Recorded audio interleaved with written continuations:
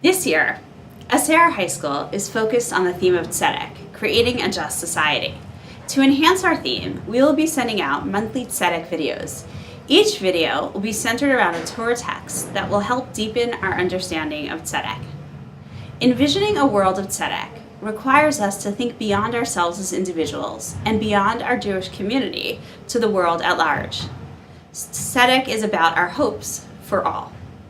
This sounds wonderful and noble, but in reality, it raises a very challenging question.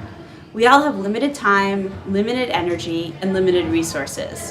How much should we direct our efforts inwards towards the Jewish community, and how much should we be working towards creating a just society for all?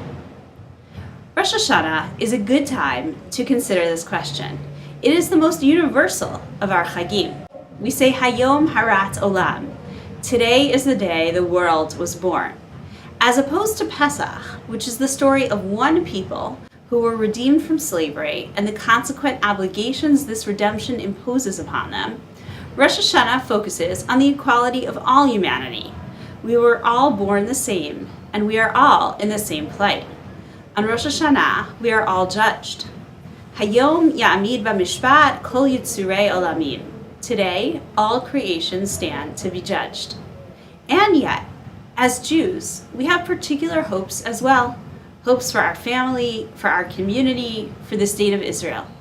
How are we to balance these particular hopes with our universal vision for the world? A fascinating aspect of our tefillah on Rosh Hashanah is the way the language moves between the universal and the particular, often very quickly. I want to take a look at the way one specific tefillah orchestrates this movement. We say the tefillah of Uvechein during the Amidah of Shacharit and Musaf on Rosh Hashanah. It consists of 3 short paragraphs, each one of which begins with the word Uvechein, therefore. The tefillah is an early one. Our first record of it is in the Siddur of Amram Gaon, which dates to the 9th century. The first paragraph of Uvechein is entirely universal. Uvechein teim pachtecha Hashem Elokeinu al kol ma'asecha. Therefore, instill fear, Hashem, in all of your creations. We begin this tefillah by asking that all of creation join together in awe and recognition of Hashem. All humanity are Hashem's subjects. The 7th paragraph of Uvechein is entirely particularistic. Uvechein tein kavod la'amecha. Therefore, grant glory to your nation. We lay out our hopes for the Jewish people, the land of Israel, and the city of Yerushalayim. Here we are not focused on the world at large, but on our own people and our particular ambitions. The 3rd and final paragraph of Uvechein returns to the universal. Uvechein tzadikim yiru v'yismachu.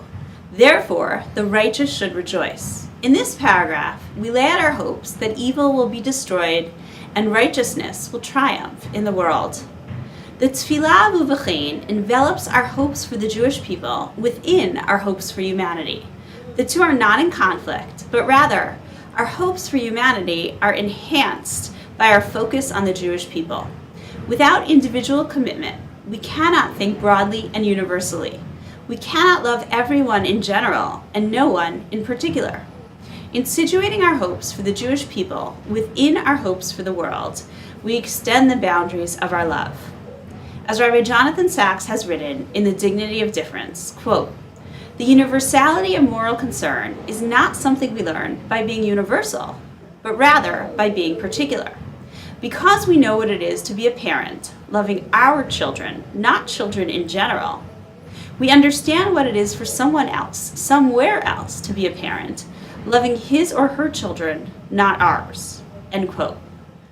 Too often, we fall into the trap of being overly universal, only focusing on needs outside the Jewish community, or being overly particular, only focusing on needs of the Jewish people.